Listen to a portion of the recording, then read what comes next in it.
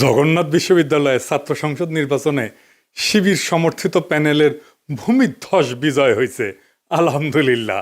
ছাত্রদল সমর্থিত প্যানেলের VP candidate fight দিছে, তাও শেষ রক্ষা হয় নাই। যদিও ছাত্রদল প্যানেলের ভিপি ক্যান্ডিডেট কিন্তু গণ অধিকার পরিষদের, ছাত্রদল করা ছাত্র না। শিবির সমর্থিত প্যানেলের জন্য শুধু না, এটা জগন্নাথ বিশ্ববিদ্যালয়ের জন্য একটা ইতিহাস যে এটা জগন্নাথ বিশ্ববিদ্যালয়ের প্রথম ছাত্র সংসদ নির্বাচন। সকল জরিপ, বড় দল, বাঙ্গ মিডিয়া, বাঙ্গ সুশীল এবং গোয়েন্দা সংস্থার পরিকল্পনা ব্যর্থ করে দিল সাধারণ ছাত্রছাত্রীরা এইভাবেই। পুরনো আচার ব্যবহার দেখে এই সাধারণ ছাত্রছাত্রীরা তারা ছাত্রলীগের চাইতে কিংবা ছাত্র দলের চাইতে কিংবা অপরাপর সংগঠনগুলির চাইতে তাদেরকে ভালো মনে করেছে, ভোট দিয়েছে। আগামী 1 মাসের মধ্যেই যদি এই সমস্ত ক্যাম্পাসে আবার ভোট হয়, আমি আপনাকে লিখে দিচ্ছি ছাত্র শিবির পাশ করবে না।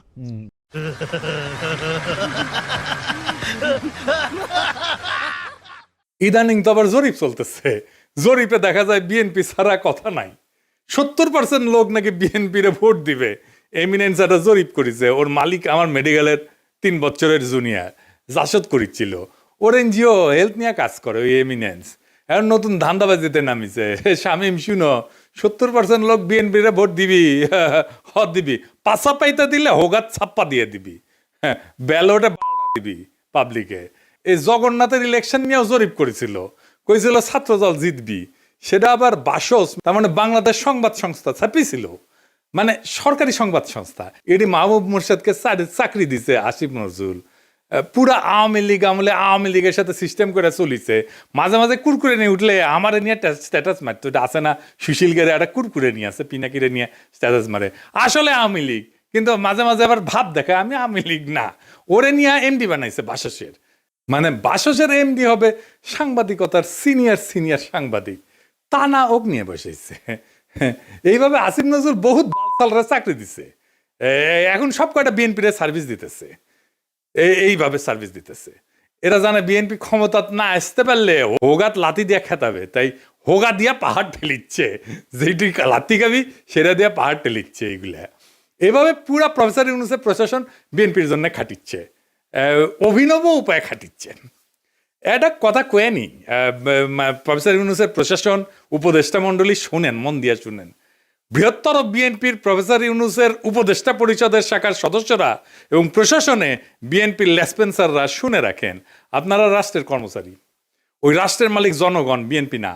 মাথায় রাখেন, একদিন না একদিন জনগণের সরকার আসবে ক্ষমতাত, সেদিন কিন্তু কোনো ছাড় পাবেন না। সেই সরকার প্রফেসর ইউনূসের সরকারের মতো ধ্বজভঙ্গ সরকার হবে না। সেই সরকার হবে জুলাইয়ের আগুনে উদ্দীপ্ত সরকার।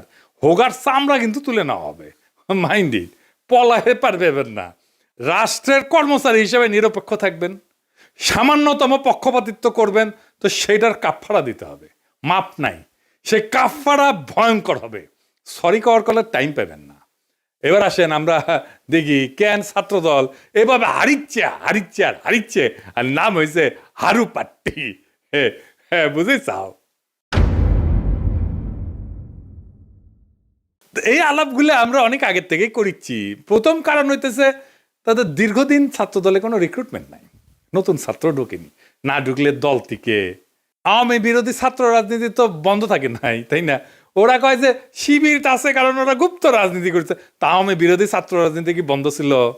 ছাত্রলীগের লুঙ্গির তলে ছিল নাকি শিবির? নূরের দল তাইলে কেমনে তৈরি হইল? নাহিদ আসিফরা কিভাবে তৈরি হইল? ওরা তো গুপ্ত রাজনীতি করে নাই। শিবির প্রকাশ্য রাজনীতি করে নাই, কারণ সে বিপ্লবী রাজনীতি করছে। বিপ্লব মানে এক্সিস্টিং সিস্টেমের রাপসার, এটার ভেঙে ফেলতে হয়। যেই শক্তি প্রকাশ্য সে ইতিমধ্যে রাষ্ট্রীয় নজরদারির ভিতরে থাকে, তাই সে রাপসার করতে পারে না এক্সিস্টিং সিস্টেমকে, বিপ্লবী হইতে পারে না। বিপ্লব মানে অসম লড়াই। এইখানে ট্রান্সপারেন্সি থাকাটা আত্মঘাতী, গোপনীয়তা এখানে নৈতিকতা না, এইখানে স্ট্রাকচারাল নেসেসিটি। বিপ্লবী হইতে হইলে তাকে গোপনে রাজনীতি করতে হবে। এই কাজটা করেছে শিবির, সেই জন্য বিপ্লবী ক্যারেক্টার নিয়ে দাঁড়াইছে। সেই জন্যই তারা এই ভূখণ্ডের ইতিহাসে সবচেয়ে শক্তিশালী ছাত্র সংগঠন হিসেবে উত্থিত হয়েছে। গুপ্ত ছিল, ছাত্রলীগের লুঙ্গির তলে ছিল, এইসব বইলা লাভ হয়েছে কেন? হয় নাই, হবেও না। এইবার দ্বিতীয় ইস্যু, বিএনপির ভুল রাজনীতি। ভুল বলাটা ঠিক না, মানে যেই রাজনীতি করতেছে মুক্তিযুদ্ধের চেতনা মারাইতেছে সেটা আত্মঘাতী হইতেছে। ক্রমাগত তারা মুক্তিযুদ্ধের চেতনা ডুবন্ত নৌকায় চইরা নিজের রাজনৈতিক ভবিষ্যৎকে ধ্বংস করিচ্ছে। মানুষজন এই কথা আওয়ামী লীগ আর বামেদের কাছে শুনিছে, তো এখনো শুনে, তাই না? এতদিন 15 বছর ধরে শুনিছে, মাইক লাগে শুনিছে। তারা এই কথার প্রতিধ্বনি যখন বিএনপির কাছে শুনে, সে তখন মনে করে আরে এটা তো আওয়ামী লীগ, এটাই তো ইন্ডিয়ার বন্ধু। আর সত্যি সত্যি যখন ইন্ডিয়ানদের উচ্ছ্বাস দেখে তারেক রহমানকে নিয়ে, আর তারা প্রকাশ্যেই বলে তারেক রহমান আর বিএনপি তাদের পছন্দের দল, তখন মানুষ দুয়ে দুয়ে স্যার মিলায়। সুবীর ভৌমিকের কথাটা আবার শুনেন, এডিটর সাহেব শোনান। ভারত বাংলাদেশে কোন সরকার চাইবে? খুব সোজা উত্তর আমি তোমায় দিয়ে দিচ্ছি। Awami League is not in election, next best option is BNP, obviously not Jamaat. তারা অলরেডি 50 লাখ লোক নিয়ে জেয়ার টেয়াদের হুমকি দিচ্ছে, ফলে জামাত অবভিয়াসলি ইন্ডিয়া চাইবে না। অত অনেক কথা, ডিপ্লোম্যাটিক কথা বলে তো লাভ। কানেকশনটা হচ্ছে 71। আমরা একসাথে, আমার সৈন্য এবং মুক্তিযোদ্ধারা রক্ত ঝরিয়েছে, সেই সুবাদে Awami League. This is the historical fact. তো এই জায়গাতে হঠাৎ করে আজকে অন্য কিছু ডাইনামিক্স চলে আসবে, এটা তো আশা করাটাও ভুল। কিন্তু যে গভর্নমেন্ট আসবে তার সাথে ইন্ডিয়াকে তো ডিল করতে হবে। শুনেছেন? এই সুবীর ভৌমিকের কথাটা কাইটে নিয়ে মোবাইলে সেভ করে রাখবেন, আর ভোটার ক্যাম্পেইনে গেলে এটা ভোটারদের শুনেবেন, কাম সারা হয়ে যাবে। ভোটার পাশায় ছাপ দিয়া ভোট দিবে বিএনপিতে। আর তার উপরে যদি দেখে সেই আওয়ামী লীগের অলিগার্ক লবণ কামালদের সাথে তারেক রহমানের হাত মিলায়, তখন পাবলিকে বুঝে যায় এটা সেই আগের বন্দোবস্ত। আমরা হাসিনাকে তাড়াইছি, কিন্তু তার তৈরি বন্দোবস্ত এখনো আছে, আর এই বন্দোবস্তের মালিকানা নিছে বিএনপি। আওয়ামী লীগের এই বন্দোবস্ত, এই শক্তি বিএনপিকে আশ্রয় করে আবার শক্তি নিয়ে ফিরে আসতেছে, যেন আপা চট করে ঢুকে যাইতে পারে। ইউনিভার্সিটিগুলোতে বিএনপির এই অবস্থা হইতো না যদি আমার চাইনিজ বুদ্ধি নিত। সেটা তো বিএনপি শুনবে না, সে শুনবে ভুট্টো সাহেবের কথা। যাই হোক, আমার ক্ষুদ্র ভাতারা কবে আন্নার কাছে দাদা সব স্ট্র্যাটেজি থাকে না, তা থাকে না। তাই স্ট্র্যাটেজি আমি বানাইবার পারি, কয়া দিতেছি, কমো কয়া দি। এখন তো কয়া দিলেও কোনো লাভ করবার পারবি না, কিন্তু কয়া দি যে কেমনে এটা করা যায় গেল নি। আসেন এটা শুনি দেখি, মজা পাবেন কলে। ছাত্র দলে যে রিক্রুটমেন্ট নাই, এটা তারেক রহমান সহ সব বিএনপি নেতারা জানে, স্থায়ী কমিটির সবাই জানে, স্বীকার করে, কিন্তু এইটারে কেমনে ম্যানেজ করবে সেটা জানে না। এই প্রসঙ্গে একটা প্রফেশনাল গল্প বলি আর কি, খুব বেসিক কনসেপ্টের গল্প আর কি। প্রোডাক্ট লাইফ সাইকেলের মার্কেটিংয়ের একটা খুব বেসিক কনসেপ্ট। কি সেটা? যে কোনো প্রতিষ্ঠানের, মানুষের, দলের, পণ্যের একটা লাইফ সাইকেল থাকে বা জীবন চক্র থাকে। মানে জন্ম, বেড়ে ওঠা, তারুণ্য, যৌবন, বার্ধক্য, মৃত্যু, মানুষের যে জীবন চক্র ঠিক তেমন একটা দলের বা পণ্যের ঠিক এরকম লাইফ সাইকেল বা জীবন চক্র থাকে। প্রথমে এটাকে বলা হয় ইন্ট্রোডাকশন বা উদ্ভব পর্ব, গ্রোথ বা উত্থান পর্ব, ম্যাচুরিটি বা আধিপত্য পর্ব, ডিক্লাইন বা পতন পর্ব। শিবির আছে উত্থান পর্বে, ছাত্রদল আছে পতন পর্বে। বুঝছাও? এইটা সব দেখে দেন কে কোনটি আছে। এই লাইফ সাইকেলকে চাইলে এক্সটেন্ড করা যায়। ম্যাচুরিটিতে আসলে আলাদা স্ট্র্যাটেজি নিতে হয়, যেন আবার নতুন কইরা সে উত্থান পর্বে চলে যেতে পারে। এই পতন পর্ব শুরু হইলেও আবার তাকে উত্থান পর্বে নিয়ে যাওয়া যায় কলে কিছু কিছু বিশেষ ক্ষেত্রে, কিন্তু একটা জায়গা আনা যায় না। সেটা হইতেছে হিস্টোরিক্যাল লেজিটিমেসি কোলাপস যদি হয় পলিটিক্যাল পার্টির ক্ষেত্রে। এটা শুনতে খটোমটো লাগলেও সোজা কলে, খুবই সোজা। মানে আমি যা বইলা আমার বৈধতা আনিছি তার উল্টা কাজ করলে লেজিটিমেসি কোলাপস হয়। এইটা ছাত্রদল আর বিএনপি দুইটারই হয়েছে। বিএনপি মুক্তিযুদ্ধরে তার পলিটিক্যাল অ্যাঙ্কার বানাইছে, উঠি খুঁটি গাড়িছে, কিন্তু বিএনপি ছিল আওয়ামী লীগের মুক্তিযুদ্ধের বয়ানের অ্যান্টিথিসিস। মুক্তিযুদ্ধ হয়েছে বাঙালি জাতীয়তাবাদের স্লোগান নিয়ে, তাই না? সংবিধানে তো ঢুকেছে। তো বিএনপি আসছে বাংলাদেশি জাতীয়তাবাদ নিয়ে। মুক্তিযুদ্ধের চেতনা ছিল ধর্ম নিরপেক্ষতা, বিএনপি আনিছে পরম করুণাময় আল্লাহ তাআলার উপর পূর্ণ আস্থা এবং বিশ্বাস। আওয়ামী মুক্তিযুদ্ধের লক্ষ্য ছিল সমাজতন্ত্র, বিএনপি কইছে না না, সমাজতন্ত্র মানে যদি হয় অর্থনৈতিক এবং সামাজিক ন্যায় বিচার, তাইলে ঠিক আছে, অন্য সমাজতন্ত্র আমি মানি না। বিএনপি ওইটা নিয়ে লেজিটিমেসি পাইছিল, ওই লেজিটিমেসি কোল্যাপস করেছে 2024-এর 5ই আগস্টের পরে, যখন মুক্তিযুদ্ধ। এই জন্যই বিএনপি জিততে পারবে না সামনের ইলেকশনে। কিন্তু ছাত্রদল এটা ডিক্লাইন ফেজে গেছে আরো আগেই, মানে বিএনপির লেজিটিমেসি কোলাপস করার আগেই গেছে। সেই জন্য আমি কইতেছি যে কিভাবে বিএনপি যদি লেজিটিমেসির কোলাপস না হইতো তাইলে ছাত্র দলকে বাঁচাইতে পারতো, এখন সে চাইলেও পারবে না বাঁচাইতে। কেমনে পারতো? প্রথমে ছাত্র দলকে বিলুপ্ত করে দিতে হইতো, থেকে লাভ নাই, কারণ দল তো নাই, সমর্থন নাই, রিক্রুটমেন্ট নাই, থেকে লাভ কি? ভোটে জিতে না, হারু পাট্টি। তাইলে এটারে বিলুপ্ত কইরা সবাই রে বৈষম্য বিরোধী ছাত্র সংগঠনে একীভূত করতে হইতো। এটা হইলে বৈষম্য বিরোধী ছাত্র সংগঠনের সবচেয়ে বড় স্টেক হোল্ডার হইতো ছাত্র দল থেকে আসা লোকগুলা।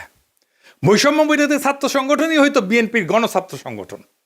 সে আরো বৃহত্তর ঐক্যের চেষ্টা করতো, ছাত্র অধিকার পরিষদকে নিত, ইনকিলাব মঞ্চকে নিত, এরকম ছোটখাটো দলগুলোকে সে ঢুকায় ফেলতো, একীভূত করে ফেলতে পারতো। তাইলে শিবিরের একটা শক্তিশালী বিরোধী দল দাঁড়াইতো। এটা হইলে শিবিরের সাথে শক্ত ফাইট দিতে পারতো, অনেক জায়গায় জিতেও যেতে পারতো।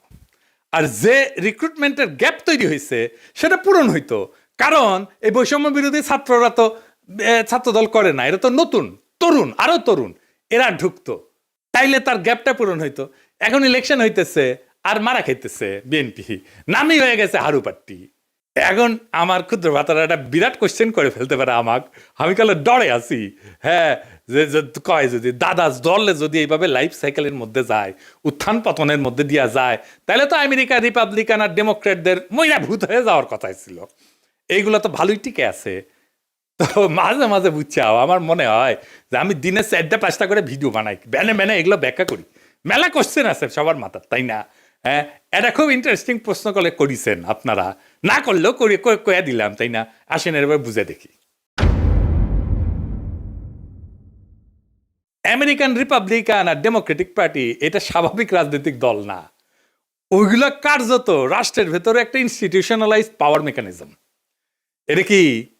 এটা প্রতিষ্ঠান হয়ে গেছে, এটা দল নাই, এটা রাষ্ট্রের সাথে একীভূত হয়ে গেছে, অনেকটা চাইনিজ কমিউনিস্ট পার্টির মতো। তাই ওদের পতন হয় না, ওদের রূপ বদলায়।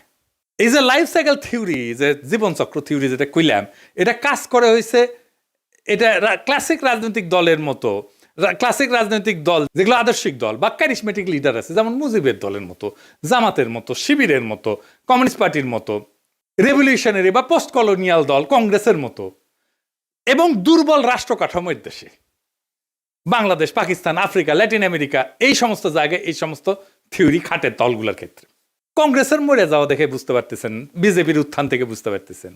আমেরিকান পার্টিগুলো আলাদা, রিপাবলিকান পার্টি, ডেমোক্রেটিক পার্টি, কোনোটাই কোনো ইডিওলজি না, কিন্তু কোনোটা একজন লিডারের উপরে দাঁড়ানো না, আদর্শিক নেতা নাই, কোনোটা একটা শ্রেণীর একচ্ছত্র প্রতিনিধি না, বরং এরা হইলো একটা নির্বাচনী ঐক্যের একটা ফ্রন্ট। এবং এরা কখনো পতন হয় না কয়েকটা কারণে, আমি এটা করে বলি। এক নম্বর হইতেছে 2 পার্টি সিস্টেম, এখানে 3 নাম্বার পার্টি এসে ক্ষমতার অংশ হওয়া এক্সট্রিমলি ডিফিকাল্ট। সেই জন্য এই 2 পার্টির বাইরে আসলে কেউ যাইতে চায় না, রিস্ক নেয় না। আমেরিকার মানুষ রাগ করলে নতুন দল বানায় না, পুরানো দলের ভিতরে ঢুকে সেটা বদলানোর চেষ্টা করে। এবং আপনি দেখবেন রিপাবলিকান এবং ডেমোক্রেটিক পার্টি দুটেরই বদল হয়েছে ভিতর থেকে মেলাবার, 1-2বার না। এই কারণে দল ভাঙে না, ভেতরের রূপটা বদলায় যায়।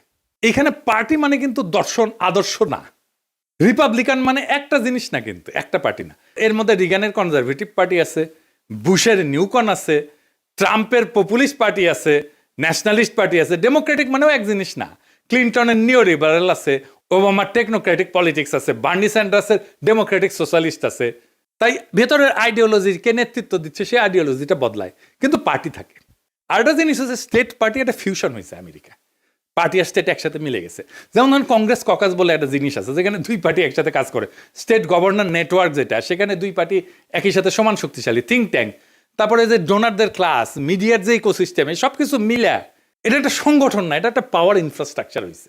আমেরিকান এলিটদের যে কনফ্লিক্ট, এইটা ম্যানেজ করা হয় এই 2 পার্টির এই সিস্টেমের মধ্যে দিয়া। এই 2 দল আসলে এলিটদের মধ্যে পাওয়ার শেয়ারিং মেকানিজম, জনগণের যেটা ক্ষোভ এটাকে ইনস্টিটিউশনাল চ্যানেলের মধ্যে ঢুকে দেয়। আর এরা ক্রাইসিসে ভেঙে যায় না, রিব্র্যান্ড করে নিজেদেরকে। যেমন ধরেন ভিয়েতনাম যুদ্ধের পরে ডেমোক্রেটদের রিফর্ম হয়েছিল, সিভিল রাইট মুভমেন্টের পরে রিপাবলিকানরা একটা সাউদার্ন স্ট্র্যাটেজি নিয়েছিল, 2016-তে সেটাতে ট্রাম্পের নতুন তত্ত্ব, এই পপুলিস্ট তত্ত্ব নিছে। তারা ইডিওলজিক্যাল রিসাইক্লিং করে। তার মানে কি ওরা কখনো মরবে না? মরবে, কিন্তু পার্টির নাম মরবে না, ভেতরের আত্মা মরে যাবে। আজকের রিপাবলিকান পার্টি লিঙ্কনের রিপাবলিকান পার্টি না, আইসেনহাওয়ারের রিপাবলিকান পার্টি না, আজকের Democratic party John F Kennedy Democratic party না, বা ফ্র্যাঙ্কলিন রুজভেল্টের ডেমোক্রেটিক পার্টি না, কিন্তু লেভেলটা টিকে থাকে দলের, কারণ লেভেলটাই পাওয়ারের টিকিট। বাংলাদেশের দল মানে রাজনীতি, আমেরিকায় দল মানে রাষ্ট্র পরিচালনার সফটওয়্যার। সফটওয়্যার তো আপডেট হয়, ডিলিট হয় না, ইনকাই আর কি, সেই জন্য এগুলা ডিক্লাইন হয় না। তো জগন্নাথ বিশ্ববিদ্যালয়ের নতুন ছাত্র সংসদকে অভিনন্দন। এই বিজয় কোনো দলের কিন্তু একক বিজয় না, এটা সাধারণ ছাত্রছাত্রীদের বুদ্ধিবৃত্তিক বিদ্রোহের ফল। আপনাদের সামনে কাজ অনেক। আপনাদের ক্যাম্পাসে এখনো পর্যাপ্ত ক্লাসরুম নাই, পর্যাপ্ত টয়লেট নাই, বিশেষ করে নারীদের টয়লেট নাই, স্যানিটেশন সংকট আছে, আবাসন নাই, ক্যান্টিন নাই। এই সমস্যাগুলো আজও সমাধান হয়নি, কারণ এগুলো কখনোই রাষ্ট্রের কাছে অপরিহার্য সংকট হয়ে ওঠেনি। এখন দায়িত্ব আপনাদের এই সংকটগুলোকে দাবি থেকে প্রয়োজন, প্রয়োজন থেকে অনিবার্যতায় রূপান্তর করার। রাষ্ট্র সাধারণত তখনই নৈরাচরে বসে যখন বোঝে এই সমস্যার সমাধান না হলে স্বাভাবিক শাসন চলবে না। আমি বিশ্বাস করি ঐতিহাসিক ছাত্র সংসদ যদি সংগঠিত, ধারাবাহিক এবং নৈতিক চাপ তৈরি করতে পারে, তাইলে এই ক্যাম্পাসের বাস্তবতা বদলাইতে বাধ্য হবে। আর একটা কথা পরিষ্কার করিয়া বলি, প্রফেসর ইউনূসের সরকার এবং প্রশাসনকে রাষ্ট্রের কর্মচারীরা কারো দলীয় সম্পদ না।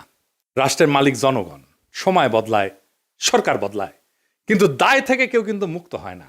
আজ যারা সিদ্ধান্ত নিচ্ছেন যে আপনারা বিএনপির ক্ষমতায় আনবেন এবং বিএনপির লেসপেন্সারি করবেন, আপনাদের মনে রাখা উচিত ইতিহাস কখনো হঠাৎ বিচার করে না, কিন্তু একদিন ঠিকই হিসাব খুঁড়ে নেয়।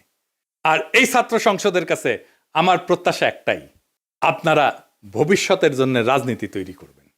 এই ক্যাম্পাসের ভাষা যদি বদলায়, তাহলে দেশ বদলায় তো সময় লাগবে না।